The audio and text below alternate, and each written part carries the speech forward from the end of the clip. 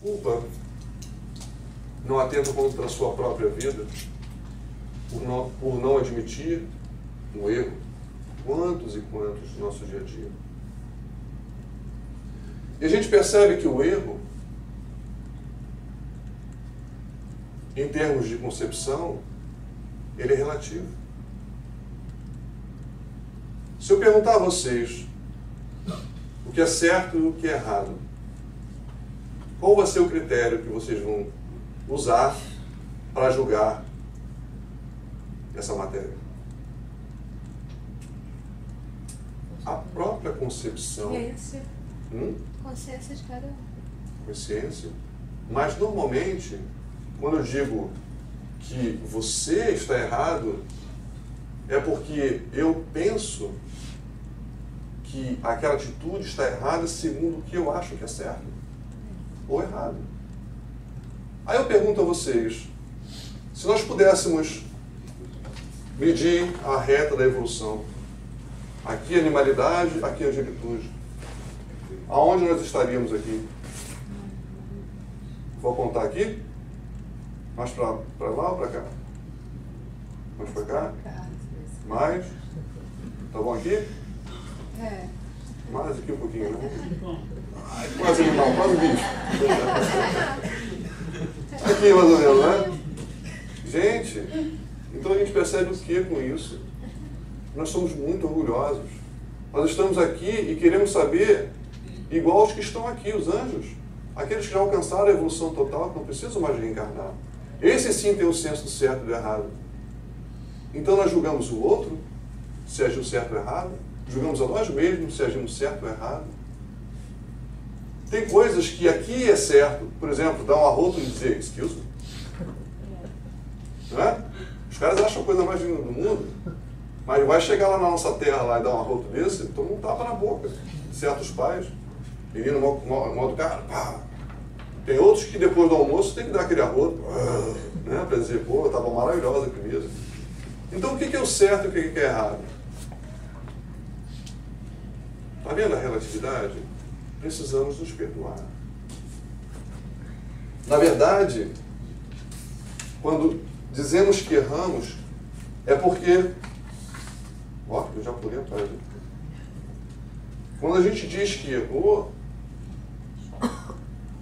a gente não percebe que nós tentamos fazer algo diferente apenas. Diferente do quê? Do que se foi rotulado pela sociedade de certo e errado.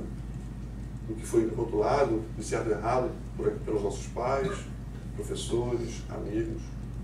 Esses são os nossos referenciais de construção das nossas crenças do certo e do errado. Mas que ainda está muito distante, precisamos ter essa consciência. E estamos distantes para dizermos assim, nossa, eu sei o que é o certo e o que é errado. Mentira, não sabemos.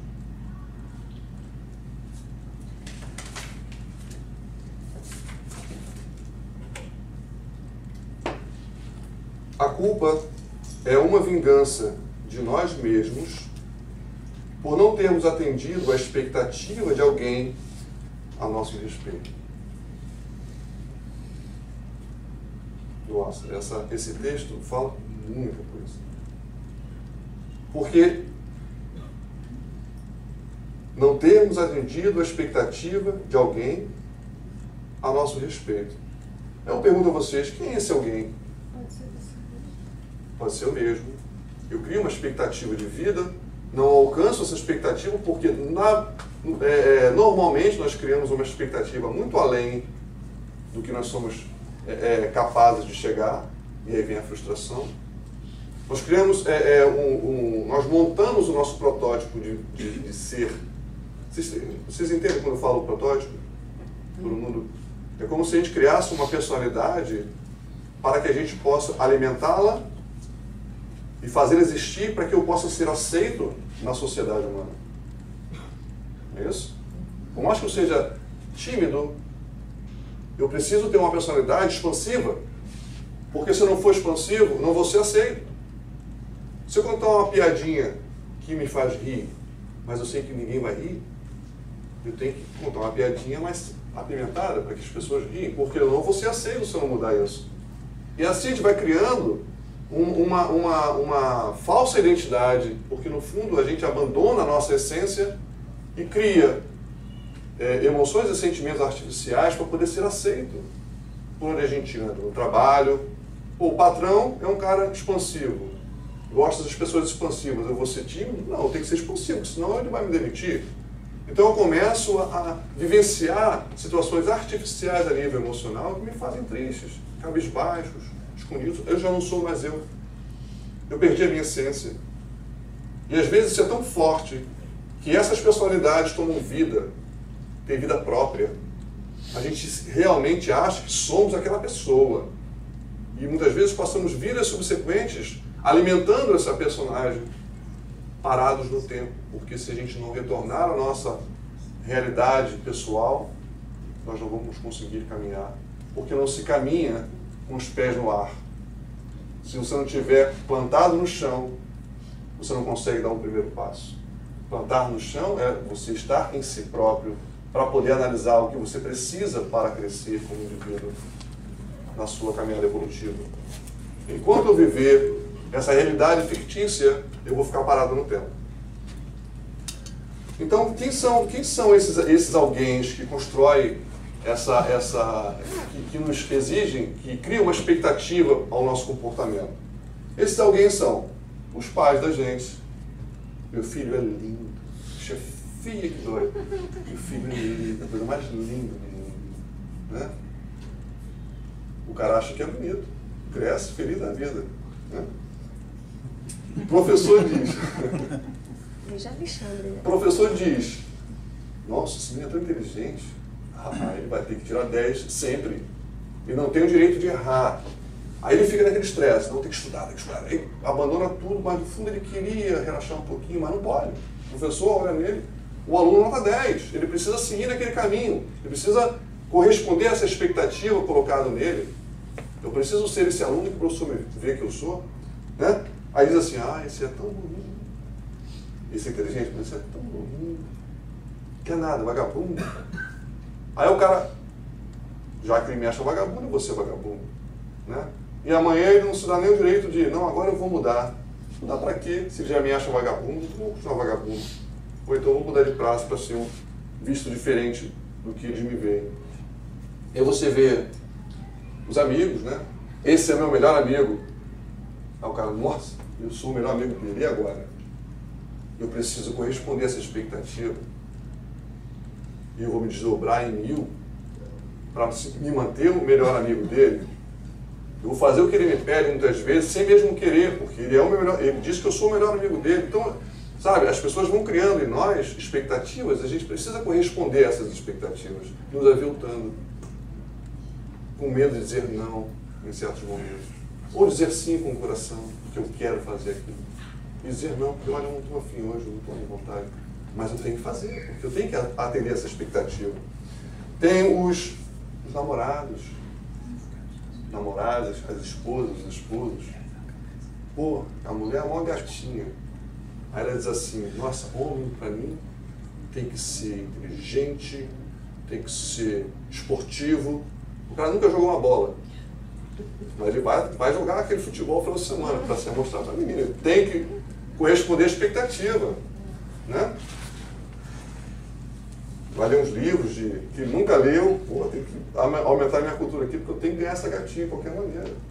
Quer dizer, então, aí casa.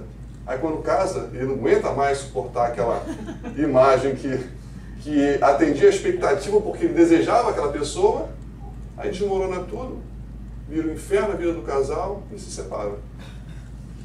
Não é? Ou tentam sustentar essa imagem por alguns anos, aí vem os filhos, que piora tudo, porque uma hora cai, aí tem os filhos no meio da relação, aquela complicação toda.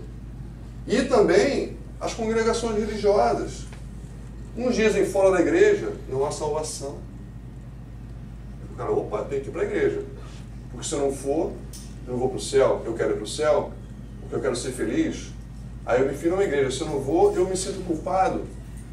Aí outro diz assim, fora da caridade não há salvação. Vocês conhecem essa frase?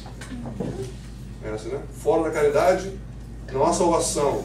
Aí o cara, opa, eu quero ser salvo, estou a fim de morar lá com o André Luiz, Emmanuel, a galera lá, eu estou dentro dessa galera, eu quero ficar lá. Então eu preciso ser caridoso. Mas eu não estou nem um pouco afim de ser caridoso. Mas eu tenho que ser. Eu tenho que ser de qualquer maneira. Entendeu? Então eu vou fazer caridade, qualquer coisa. Mas eu, no fundo, eu não quero fazer aquilo. Eu estou fazendo porque eu vou me sentir culpado se não fizer, porque no fundo eu quero ser aceito por aquela comunidade. E aí você vê as pessoas, os famosos de boca murcha, né? Que falam,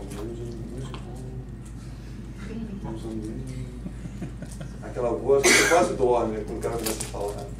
Aí chega em casa, quebra o pau com a mulher, chuta o cachorro, entendeu? Fecha o outro. Por que não sermos autênticos? Não é porque a gente está dentro de uma comunidade religiosa que nós devemos deixar de ser nós mesmos. Claro que a gente vai dar um upgrade aí na personalidade, mas não precisa mudar a sua essência, né? Dá uma melhoradinha, mas nada daquilo é excepcional. Então, nós então somos reflexo da expectativa de todo esse grupo que nos rodeia. E a gente tem, segundo Alberto, palestrante espírita, ele coloca 3 perguntas básicas, né? A pessoa vive aquela angústia, inundado por aquelas crenças plantadas na sua personalidade, por conta dessas comunidades que fizeram o alicerce da sua vida. E aí ele pergunta, ele se lamenta dizendo que fizeram comigo. Eu sou assim porque meu pai, porque minha mãe, porque meu professor, e fica se lamentando pela vida fora. Esse é o primeiro estágio. Pelo menos ele identificou onde estão os problemas. A segunda pergunta é, ok, o que é que eu vou fazer com o que fizeram comigo? Fizeram, está feito, ok. O que é que eu vou fazer para mudar isso? Isso é um próximo passo, é um desafio. É a busca pela felicidade. E por fim, o terceiro é dizer, como vou agir para não fazer ao outro o que fizeram comigo? Porque se destruíram a minha estrutura e me fizeram perder tempo por conta de crenças estúpidas. That's ok, porque nós somos ainda imperfeitos. Muitos deles nos deram o que tinham de melhor, mesmo se equivocando em seus conceitos. Tudo bem. Mas como é que eu posso revolucionar esses valores dentro de mim para que os meus filhos, os meus netos, tenham uma estrutura de crenças mais liberal, mais evolutiva? Né? Esse é o terceiro estágio. Vamos seguir então. Então termina aqui. Construímos um inimigo dentro de nós, que é o ideal imaginário de como deveríamos ser e não de como realmente somos. Né? A gente já falou sobre isso. Essa questão de que existe uma frase que diz assim, todo mundo fala isso, errar é humano. Né? Já ouviram essa frase? Errar é humano. Mas a gente não acredita que nós somos humanos. Porque nós nos sentimos culpados porque a gente erra. Porque nós precisamos entender a nossa humanidade. Não é porque nós somos executivos de uma grande empresa, ou somos religiosos, ou somos melhores amigos de pessoas, ou somos partes de um grupo, nós vamos deixar de sermos o que realmente nós somos. Isso é fundamental para que a gente possa crescer com firmeza e realmente com realidade, aproveitar a nossa existência.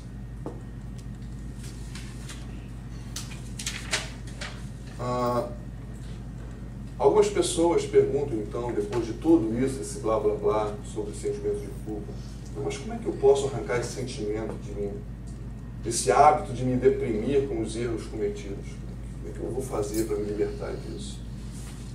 Só existe, gente, uma saída para os sentimentos de culpa. Uma única saída. Vocês querem saber? Então eu vou contar para vocês. Façamos uma fantasia. Imaginemos por um instante que estamos à morte.